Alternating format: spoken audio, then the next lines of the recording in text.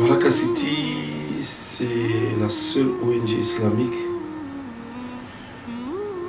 qui s'est déportée en Centrafrique quand c'était chaud. Quand nous-mêmes, moi qui vous parle, qui suis devant vous, ne savions pas si on allait rester en vie, ou si on allait mourir, ou si on allait être mangé par les anti-Baraka, ou si c'était les maladies qui allaient nous emporter, ou si le kilomètre 5 allait tomber, ou si le plan de l'épuration de tous les musulmans allait fonctionner et qu'il n'y aurait plus de musulmans en Centrafrique. Dieu merci, Baraka City est arrivé en Centrafrique, je crois, au mois de février 2014. Baraka City a fait la première distribution à la mosquée centrale du kilomètre 5 et dans le camp de déplacés des musulmans à l'aéroport. Et c'était à un moment où les musulmans n'avaient rien. Les musulmans venaient de tout perdre. Les musulmans n'avaient pas à manger. Il n'y avait personne. Personne n'a amené à manger. C'est Baraka City qui est venu faire la première distribution à la mosquée centrale. C'est Baraka City qui a fait la distribution à la mosquée Attic. C'est Baraka City qui a fait la distribution de vivres à la mosquée Ali Baboulo. À l'aéroport aussi, c'est Baraka City. Et Baraka City est revenu avec les médicaments. Les musulmans étaient tous cantonnés déjà au kilomètre 5, ne pouvaient pas se faire soigner. Il n'y avait pas un hôpital.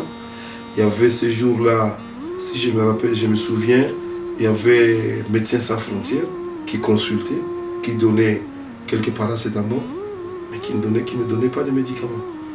Et tous ces musulmans qui étaient au kilomètre 5, qui sont venus de partout, de Miskine qui venaient de tomber, qui sont venus, les quelques-uns qui ont eu la vie sauve à partir des combattants, des Boïnes, des autres quartiers, ces musulmans ont été,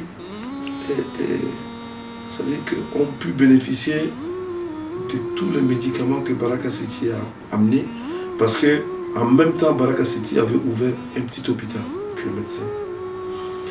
Ça a du coup évité aux musulmans de prendre des risques d'aller dans les hôpitaux en dehors de kilomètre 5, parce que là, en route, les musulmans se faisaient décapiter. Il y avait l'histoire d'une femme qui était sous sérum, que son mari a laissé à Miskine. Et le mari était venu chercher tout ce qu'il fallait parce qu'elle devait avoir un accouchement difficile. Et quand Miskine a été attaqué, ils sont rentrés dans cet hôpital, dans cette clinique privée, et ils ont décapité la femme qui était enceinte de 8 mois et quelques. C'est-à-dire qu'il devait accoucher. Son mari a quitté le kilomètre 5, on lui a dit que ça n'allait pas à Miskine. Il est passé par l'université. Il est arrivé au rond-point Marabena, il est allé dans cette clinique. Il a trouvé plein de gens avec des coupes-coupes. Et on lui a dit que sa femme, tous les musulmans qui étaient, toutes les femmes musulmanes qui étaient dans cet hôpital, cette clinique ont été décapitées, tuées. Il y avait un militaire, le mari a foncé avec sa voiture sur ce militaire et il l'a écrasé. Il a récupéré son arme. Quand il a récupéré l'arme, maintenant ceux qui avaient les coupes-coupes, tous les anti-Baraka ont commencé à fuir. Il n'a pas tiré. Il est rentré dans l'hôpital. Et il a constaté effectivement que sa femme faisait partie des victimes. Que sa femme aussi a été décapitée. Et il est sorti.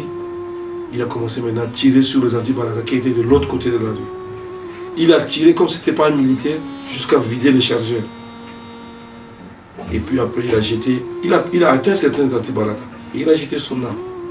Et il est resté là jusqu'à ce que lui aussi il a été décapité. Il a dit qu'il ne pouvait pas rentrer chez lui pour voir ses enfants. Mais il a pu sauver son frère qui était avec lui.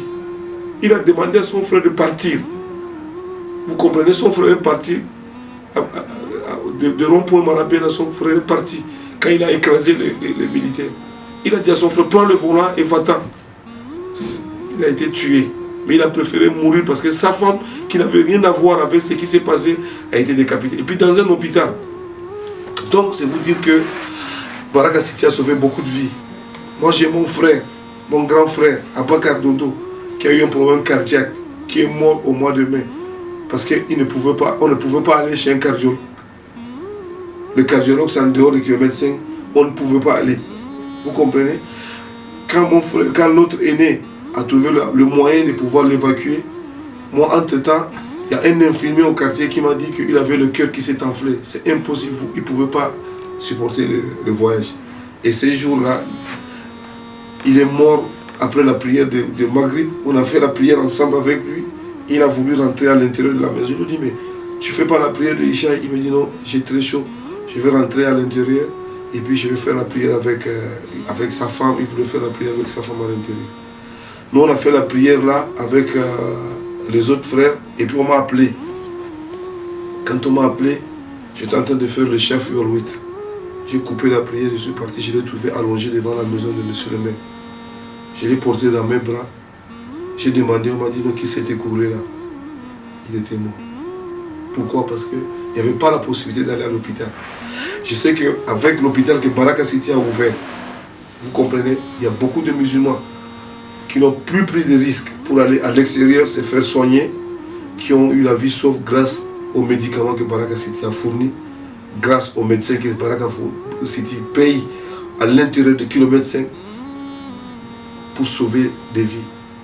Je ne peux pas savoir combien de musulmans ont été sauvés par Baraka City. Mais ce que j'ai pu vous dire, c'est beaucoup. C'est beaucoup de musulmans et Baraka City a fait beaucoup. Baraka City a été à Boda, a apporté de l'aide aux musulmans qui étaient encerclés par les anti-Baraka à Boda. Baraka City a vu la situation des musulmans en Baïki avant d'arriver à Boda. Baraka City a fait des distributions de vivres à plusieurs reprises. On a été avec Baraka City dans le madras, le seul madras qui fonctionne, Nasreddin, où il y a des enfants qui font les deux écoles, l'école française et l'école arabe. Tout ça, c'est Baraka City qui les a fournis en fourniture scolaire. Qu'est-ce que vous voulez que je dise si ce n'est pas que Baraka City a beaucoup fait?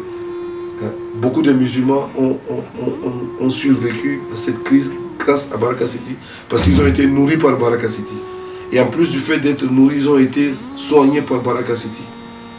Si aujourd'hui vous me dites que Baraka City veut créer un hôpital, je pense que c'est primordial et c'est vital pour nous les musulmans de kilomètre 5.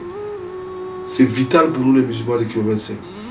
Tout ce que je peux demander, c'est tout ce que j'ai comme message, est de dire à tous ceux qui soutiennent Baraka City de continuer de soutenir Baraka City parce que Baraka City est à nos côtés. Baraka City a beaucoup fait pour nous les musulmans de Centrafrique, pour nous les musulmans qui sont abandonnés à nous-mêmes dans le giron du 3e arrondissement.